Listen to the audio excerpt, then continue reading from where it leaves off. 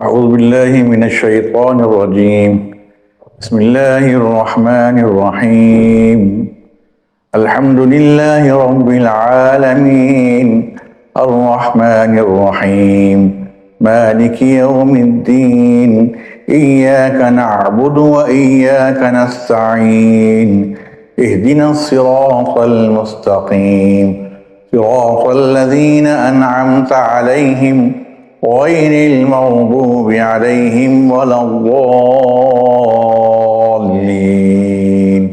آمين. نحمد ونصلي على رسول الكريم. اما بعد فاعوذ باللہ من الشیطان الرجیم. بسم اللہ الرحمن الرحیم. فیضان نورانی چینل میں پروفیسر انوار مشرق آپ کو خوش آمدید کہتا ہوں. محترم حضرات، ہم نے درس قرآن کا یہ سلسلہ شروع کیا ہے جو کہ مختصر درس قرآن ہوگا، اور آج اس کا پہلا درس ہے کہ جس میں سورہ فاتحہ کی تلاوت آپ نے سماعت کی. سورہ فاتحہ قرآن پاک کی سب سے پہلی سورت ہے اور سب سے زیادہ منزلت والی، عظمت والی، مرتبے والی سورت ہے، جس کے بارے میں یہ کہا جاتا ہے کہ یہ قرآن کا دیباچہ ہے اور یہ قرآن کا تعارف ہے. گویا کہ اللہ رب العالمین نے سب کچھ اس سورہ فاتحہ کے اندر بیان فرما دیا. اس کا نام فاتحۃ الکتاب، فاتحہ سے مراد کھولنے والی، یعنی یہ کتاب کو کھولنے والی سورت ہے. گویا کہ جب قرآن پاک کو جب ہم پڑھتے ہیں تو سب سے پہلے سورۃ الفاتحہ اس کو پڑھتے ہیں، اس کی تلاوت ہوتی ہے، اور سورہ فاتحہ سے ہی قرآن پاک کا تعارف ہو جاتا ہے. اس سورت کے بہت سے نام ہیں اور مشہور ناموں کے اندر یہ بیان کیا گیا ہے کہ اس کا پہلا نام تو نام فاتحہ ہی ہے. فاتحہ سے مراد کھولنے والی، یعنی قرآن کو یہ کھولتی ہے. پھر یہ فرماتے ہیں مفسرین کرام، یہ فرماتے ہیں کہ اس کا نام سورہ فتح بھی ہے. فتح سے مراد مدد والی، مدد و نصرت والی سورہ مبارکہ. پھر اس کا نام سورہ دعا بھی ہے، یعنی اس سورہ مبارکہ میں اللہ رب العالمین سے دعا کی جاتی ہے. بالکل اللہ رب العالمین سے اس میں دعا کی گئی ہے اور اس کی ہر آیت میں اللہ رب العالمین سے پناہ مانگی گئی ہے. پھر یہ کہا جاتا ہے کہ اس سورہ کا نام جو ہے سورہ سبا مثانی بھی ہے، ان 7 آیتوں والی سورت. پھر یہ بھی ہے کہ اس سورہ کا نام سورہ رقیہ بھی ہے. سورہ رقیہ سے مراد یہ ہے کہ یہ زہر کے تریاق کے لیے یہ سورت مبارکہ ہے. اور پھر یہ بھی روایت میں آتا ہے کہ یہ سورہ مبارکہ کا نام سورہ شفا بھی ہے.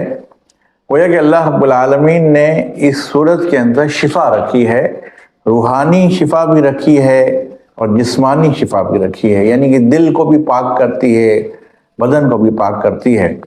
اور شرک کی گندگی سے اللہ رب العالمین نے اس سورہ مبارکہ کو جو ہے اس میں شفا رکھی ہے کہ کوئی شخص اس کو پڑھے گا تو اللہ رب العالمین اس کے دل کو صاف کر دے گا شرک سے، اور یہ کہ ہر قسم کی آلودگی سے پاک فرما دے گا. تو اس سورہ مبارکہ کا جو آغاز ہو رہا ہے وہ اللہ رب العالمین کی حمد و ثنا سے ہو رہا ہے. قرآن نے ارشاد فرمایا الحمدللہ رب العالمین، تمام تعریفیں اللہ کے لیے ہیں جو کہ رب العالمین ہے، یعنی تمام جہانوں کا رب ہے، سارے جہانوں کا رب ہے، سارے جہانوں کا پالنے والا. رب سے مراد یہ رب کہتے ہیں پالنے والے کو، یعنی تربیت کرنے والا. اور تربیت کرنے سے مراد یہ کہ نقطہ، یعنی کہ جب بندہ پیدا ہوتا ہے اس وقت سے لے کر اور نقطۂ کمال تک بتدریج پہنچا دینا، اس کو تربیت کہتے ہیں. یعنی نقطۂ ازل سے اور نقطۂ کمال تک جو ہے یہ پہنچا دینا، بتدریج پہنچا دینا، اس کو تربیت کہتے ہیں. تو اللہ رب العالمین رب ہے اور یہ کرنے والا جو ہوتا ہے رب ہوتا ہے. اللہ رب العالمین رب ہے کہ یعنی کہ وہ کسی بھی مخلوق کو پیدا بھی فرماتا ہے اور پھر اس کی تربیت کرتا ہے. یعنی وہ یہ کرتا ہے کہ عدم سے وجود دیتا ہے اور وجود کے بعد اس کی بتدریج جو ہے اس کو نقطۂ کمال تک پہنچاتا ہے. تو اس کو تربیت کہتے ہیں. تو یہ تربیت ہے. تو اللہ رب العالمین رب ہے. فرمایا رب العالمین کہ تمام تعریفیں اللہ کے لیے ہیں کہ جو کہ تمام عالمین کا رب ہے اور اس سے یہ بات بھی واضح ہو رہی ہے کہ عالم ایک نہیں ہے بلکہ کئی عالم ہیں، اور اللہ رب العالمین تمام عالمین کا رب ہے۔ اسی طریقے سے نبی کریم صلی اللہ علیہ وسلم کے لیے بھی یہ ارشاد فرمایا وَمَا أَرْسَلْنَاكَ إِلَّا رَحْمَةً لِّلْعَالَمِينَ، کہ ہم نے آپ کو تمام جہانوں کے لیے رحمت بنا کر بھیجا۔ اس سے مراد یہ عالم ایک نہیں ہے بلکہ بہت سے عالم ہیں، اور اللہ رب العالمین جہاں بھی عالم ہیں اللہ رب العالمین ان سب کا رب ہے، ان سب کا خالق و مالک ہے۔ پھر ارشاد فرمایا الرحمن الرحیم، یعنی وہ رحمان بھی ہے رحیم بھی ہے۔ رحمان سے مراد رحم کرنے والا، رحیم سے بھی مراد یہ بھی رحم ہی ہے کہ رحمان بہت زیادہ رحم کرنے والا، بہت زیادہ مہربان۔ لیکن مفسرین کرام نے یہ ارشاد فرمایا کہ رحمان میں جو رحم کی صفت ہے وہ عام ہے، یعنی اللہ رب العالمین ہر ایک کے اوپر رحم فرماتا ہے، چاہے وہ اللہ کو مانتا ہو یا اللہ کا انکار کرتا ہو، رب العالمین سب کے اوپر رحم فرماتا ہے۔ اور رحیم سے مراد یہ ہے کہ یہ صفت خاص ہے کہ یہ اس دن ظاہر ہوگی کہ جب روز حشر ہوگا اور اللہ رب العالمین صرف ایمان والوں ہی پر رحم فرمائے گا۔ تو رحمان الرحیم بہت زیادہ مہربان اور نہایت رحم والا۔ اور پھر مالک یوم الدین بھی ہے، یعنی کہ وہ یوم جزا کا مالک ہے۔ یوم جزا سے مراد یوم حشر، جس دن روز قیامت ہوگی اور سارے لوگوں کو جمع کر لیا جائے گا، ساری مخلوقات کو جمع کر لیا جائے گا، اور وہاں کسی کی حکمرانی نہ ہوگی اور کوئی سننے والا نہ ہوگا۔ تو اس وقت اگر کسی کی حکمرانی ہوگی تو وہ اللہ رب العالمین ہی کی حکمرانی ہوگی۔ اللہ ہی وحدہ لا شریک ہے جو اس دن کا مالک ہے، یوم جزا۔ یوم جزا سے مراد یوم حساب بھی ہے اور انصاف کا دن بھی ہے، یعنی انصاف کا دن سے مراد قیامت کے دن، کہ قیامت کے دن صرف اللہ ہی کی حکمرانی ہوگی۔ اور پھر ارشاد فرمایا ایاک نعبد و ایاک نستعین، کہ اب ہم یہ دعا کرتے ہیں اللہ تعالیٰ سے کہ اے رب العالمین ہم تیری ہی عبادت کرتے ہیں اور تجھ سے ہی مدد چاہتے ہیں۔ یعنی عبادت کے لائق جو ذات ہے وہ صرف اللہ تعالیٰ کی ہے، کوئی عبادت کے لائق نہیں۔ جب ہم یہ کہتے ہیں کہ لا الہ الا اللہ، کہ کوئی معبود نہیں سوائے اللہ کے، تو اس سے مراد یہ ہوتی ہے کہ ہم نے ساری مخلوقات، سارے معبود اور جتنے بھی ذہن کے اندر جو بھی معاملات ہمارے ذہن میں تھے خالق کے حوالے سے، معبود کے حوالے سے، تو ہم سب سے پہلے اس کی نفی کرتے ہیں کہ کوئی عبادت کے لائق نہیں، اور صرف اللہ ہی ہے وحدہ لا شریک جو عبادت کے لائق ہے۔ تو ہم یہاں یہ دعا کر رہے ہیں اللہ تعالیٰ سے کہ ایاک نعبد و ایاک نستعین، اے میرے رب اللہ رب العالمین ہم تیری ہی عبادت کرتے ہیں، ہم کسی کی عبادت نہیں کرتے، تو ہی عبادت کے لائق ہے، ہم تیری ہی عبادت کرتے ہیں۔ و ایاک نستعین، اور تجھ سے ہی مدد چاہتے ہیں، یعنی معبود سمجھ کے، حق سمجھ کر ہم تجھ سے ہی مدد چاہتے ہیں۔ تو ہی مدد کرنے والا ہے، معبود بحیثیت معبود تو ہی مدد کرنے والا ہے، اور کوئی مدد کرنے والا نہیں ہے، تو وہ اکیلا ہے وحدہ لا شریک۔ ہم تیری عبادت کرتے ہیں اور معبود سمجھ کے ہم تجھ سے ہی مدد چاہتے ہیں۔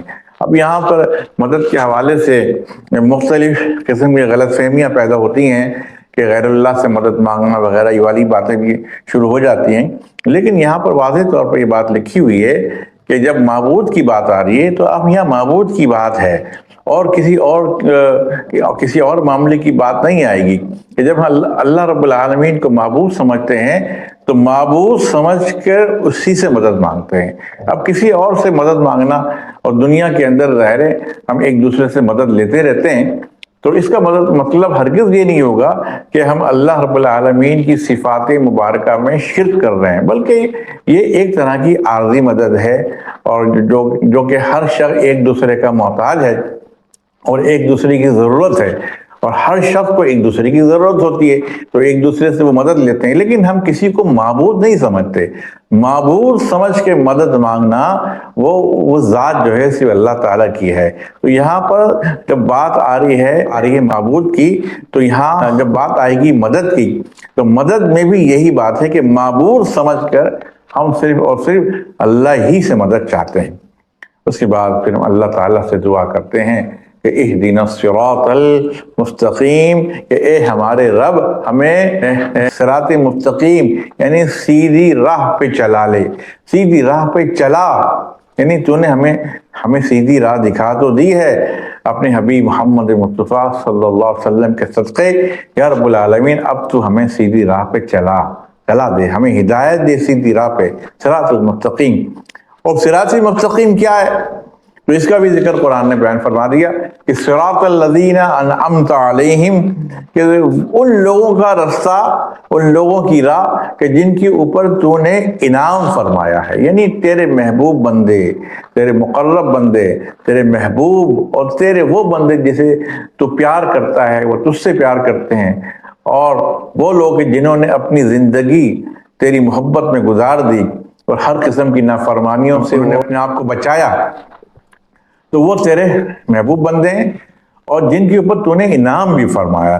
تو انعمت علیہم، تو وہ کون سے بندے ہیں؟ اس کا ذکر بھی قرآن کے اندر آتا ہے کہ انعم اللہ علیہم من النبیین والصدیقین والشہداء والصالحین، کہ اللہ تعالیٰ نے انعام فرمایا ہے، کس پہ انعام فرمایا ہے؟ اپنے نبیوں پہ انعام فرمایا ہے، نبیین، صدیقین، اور اللہ تعالیٰ کے سچے بندے صدیقین جو ہے ان پہ انعام فرمایا ہے۔ یہ شہداء سے مراد یہ ہے کہ جو اللہ کی راہ میں شہید ہو جائیں، اللہ تعالیٰ نے اس پر انعام فرمایا ہے۔ وہ صالحین، صالح لوگ، نیک لوگ، اللہ تعالیٰ نے ان پر انعام فرمایا۔ تو یہ سارے نیک لوگ اور جن پہ اللہ نے انعام فرمایا اس کا ذکر بھی قرآن کے اندر کر دیا۔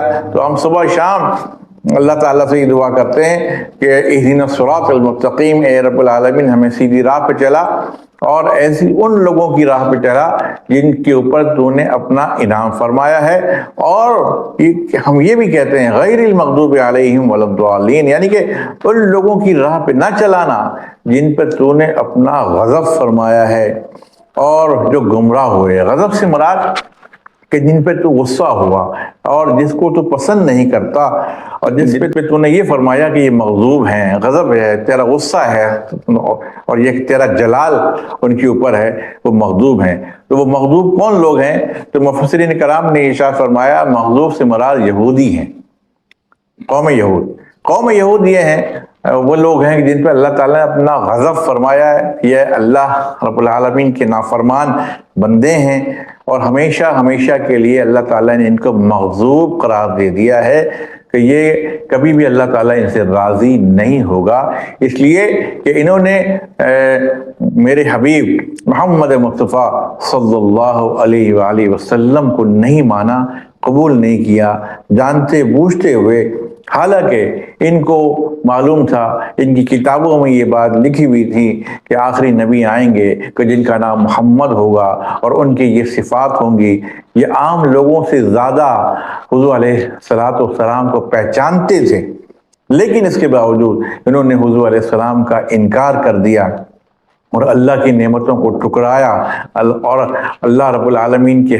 ہر حکم کی نافرمانی کی، تو اللہ تعالیٰ نے ان کو ہمیشہ کے لیے مغضوب قرار دے دیا کہ یہ اللہ کے غضب کا شکار ہیں، اور قیامت تک اللہ تعالیٰ کے غضب کا شکار رہیں گے۔ تو آج ہم دیکھتے ہیں کہ یہود جو ہے یہ اللہ کے غضب کا شکار ہیں، اللہ کی لعنت ان کے اوپر ہے۔ آج آپ دیکھ رہے ہیں کہ اسرائیل کے فلسطین پر جو بھی معاملات کر رہا ہے، حملے کر رہا ہے اور ہر قسم کی بربریت کر رہا ہے، ہر قسم کی وحشت اس نے مچا رکھی ہے، اور ساری دنیا یہود کی مذمت کر رہی ہے۔ اور اگر آپ یہود کی تاریخ پڑھیں گے تو معلوم ہوگا کہ یہ ہر جگہ ذلت و رسوائی کا سبب بنے ہیں، جہاں بھی یہ گئے ان کو نکال دیا گیا ہے، ہر حکومت، ہر قوم ان سے پریشان تھی، اور ان کا بے دریغ قتل عام بھی کیا گیا ہے ان کی سازشوں کی وجہ سے، کیونکہ یہ جہاں بھی رہتے ہیں اسی قوم کے خلاف سازشیں کرتے ہیں۔ تو بہرحال اسرائیل ایک ناپاک وجود ہے عالم کے اندر، اب اس کو مٹنا ہے،